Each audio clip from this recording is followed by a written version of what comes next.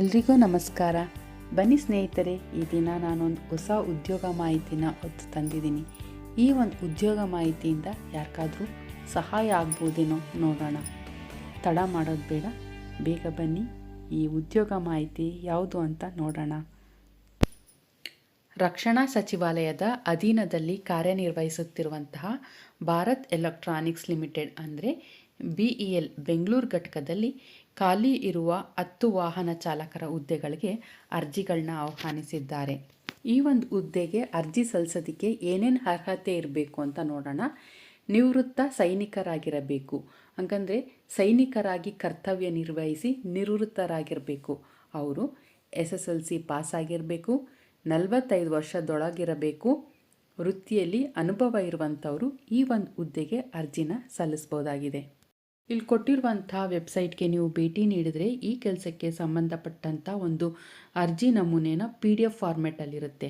ಆ PDF ಫಾರ್ಮೆಟ್ನ download ಮಾಡಿ ನೀವು ಪ್ರಿಂಟೌಟ್ ತೊಗೋಬೇಕು. ಆ ಪ್ರಿಂಟೌಟ್ ತೊಗೊಂಡಿರೋಂಥ ಒಂದು ಫಾರ್ಮಲ್ಲಿ ನೀವು ಅದರಲ್ಲಿ ಕೇಳಿರುವಂಥ ಮಾಹಿತಿನೆಲ್ಲನೂ ನೀವು ಭರ್ತಿ ಮಾಡಬೇಕು. ಈ ಒಂದು ಲಿಂಕ್ನ ನಾನು ನನ್ನ ಡಿಸ್ಕ್ರಿಪ್ಷನ್ ಬಾಕ್ಸಲ್ಲಿ ಕೊಟ್ಟಿರ್ತೀನಿ. ಅದನ್ನು ಕ್ಲಿಕ್ ಮಾಡಿದ್ರೆ PDF ಫಾರ್ಮೆಟಲ್ಲಿ ಅರ್ಜಿ ಇರುತ್ತೆ. ಅದನ್ನು ಡೌನ್ಲೋಡ್ ಮಾಡಿಕೊಂಡು ಪ್ರಿಂಟೌಟ್ ತೊಗೊಂಡು ನೀವು ಈ ಅರ್ಜಿನ ಭರ್ತಿ ಮಾಡಬೇಕಾಗುತ್ತೆ. ಅರ್ಜಿಯಲ್ಲಿ ಕೇಳಿದಂಥ ಎಲ್ಲ ಮಾಹಿತಿಗಳನ್ನು ಭರ್ತಿ ಮಾಡಿ ಅದರಲ್ಲಿ ಕೇಳಿದಂಥ ಎಲ್ಲ ದಾಖಲಾತಿಗಳನ್ನು ಈ ಅರ್ಜಿಯೊಂದಿಗೆ ಲಗತ್ತಿಸಿ ಆಗಸ್ಟ್ 6, 2025 ನೀವು ಈ ವಿಳಾಸಕ್ಕೆ ಅರ್ಜಿನ ಸಲ್ಲಿಸಬೇಕಾಗಿರುತ್ತೆ. ಯಾವ ವಿಳಾಸ ಅಂತ ನೋಡೋಣ. DGM ಬ್ರ್ಯಾಕೆಟಲ್ಲಿ HR/CSG bracket close Bharat electronics limited, Jalahalli post, Bengaluru 560013. ಈ ಒಂದು ವಿಳಾಸಕ್ಕೆ ನೀವು ಅರ್ಜಿನ ರವಾನೆ ಮಾಡಬೇಕಾಗಿ ಬರುತ್ತೆ. ಅರ್ಜಿ ಸಲ್ಲಿಸಿದಂಥ ಈ ಒಂದು ಹುದ್ದೆಗೆ ಆಯ್ಕೆ ಪ್ರಕ್ರಿಯೆ ಹೇಗಿರುತ್ತೆ ಅಂತ ನೋಡೋಣ. ಸ್ವೀಕೃತವಾದ ಎಲ್ಲ ಅರ್ಜಿಗಳನ್ನ ಶಾರ್ಟ್ ಲಿಸ್ಟ್ ಮಾಡ್ತಾರೆ. ಈ ಶಾರ್ಟ್ ಲಿಸ್ಟಲ್ಲಿ ಯಾರ್ಯಾರು ಅರ್ಹರಾಗಿರ್ತಾರೋ ಅವ್ರಿಗೆಲ್ಲ ಡ್ರೈವಿಂಗ್ ಟೆಸ್ಟ್ಗೆ ಅಂತ ಕರೆಸ್ತಾರೆ. ಈ ಡ್ರೈವಿಂಗ್ ಟೆಸ್ಟಲ್ಲಿ ಯಾರ್ಯಾರು ಆಯ್ಕೆ ಆಗಿರ್ತಾರೋ ಅವ್ರಿಗೆಲ್ಲ ಲಿಖಿತ ಪರೀಕ್ಷೆಗೆ ಹಾಜರುಪಡಿಸಿ ಅಂತಿಮವಾಗಿ ಅರ್ಹರ ಮೆರಿಟ್ ಪಟ್ಟಿಯನ್ನು ಬಿಡುಗಡೆಗೊಳಿಸ್ತಾರೆ. ಆಯ್ಕೆಯಾದ ಅರ್ಹರಿಗೆ ಇತರ ಭತ್ಯೆ ಸೇರಿ ರು 20,500ರಿಂದ 79,000ವರೆಗಿನ ಮಾಸಿಕ ವೇತನ ನೀಡಲಾಗುತ್ತೆ ಅಂತ ತಿಳಿಸಿದ್ದಾರೆ.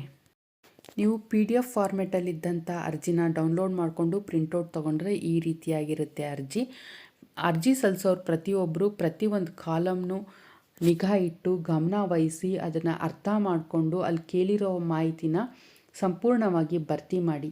ಹಾಗೆಯೇ ಅದ್ರಲ್ಲಿ ಕೇಳಿರುವ ಎಲ್ಲ ದಾಖಲಾತಿಗಳನ್ನು ಈ ಒಂದು ಅರ್ಜಿಲಿ ಜೊತೆಗೆ ಲಗತ್ತಿಸಿ ನಿಗದಿತವಾದಂಥ ಒಂದು ವಿಳಾಸಕ್ಕೆ ಈ ಒಂದು ಅರ್ಜಿನ ರವಾನೆ ಮಾಡಿ. ಯಾರಿಗಾದರೂ ಈ ಮಾಹಿತಿಯಿಂದ ಉಪಯೋಗ ಆಗಿದ್ದರೆ ಒಳ್ಳೆಯದಾಗಲಿ. ಹಾಗೆಯೇ ನನ್ನ ಈ ವಿಡಿಯೋ ನಿಮಗೆಲ್ಲರಿಗೂ ಇಷ್ಟ ಆಗಿದರೆ ಲೈಕ್ ಮಾಡಿ, ಫ್ರೆಂಡ್ಸ್ ಆ್ಯಂಡ್ ಫ್ಯಾಮಿಲಿ ಮೆಂಬರ್ಸ್ಗೆ ಶೇರ್ ಮಾಡಿ. ಯಾರಿಗಾದರೂ ಉಪಯೋಗ ಆಗೋದಾದರೆ ಉಪಯೋಗ ಆಗಲಿ. ನನ್ನ ವೀಡಿಯೋಸ್ನ ಸಬ್ಸ್ಕ್ರೈಬ್ ಮಾಡ್ಕೊಂಡು ನೋಡಿ. ಪ್ರತಿದಿನ ಇದೇ ಥರ ಒಳ್ಳೆ ಉದ್ಯೋಗ ಮಾಹಿತಿನ ತರಬೇಕು ಅನ್ನೋದು ನನ್ನ ಧನ್ಯವಾದಗಳು.